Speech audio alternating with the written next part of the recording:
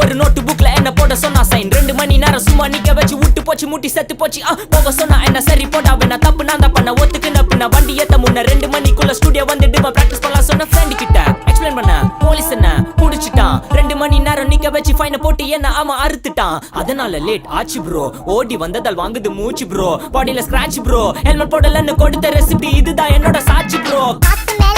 மேல காத்து கீழ காத்து சைடுல காத்து ரைட்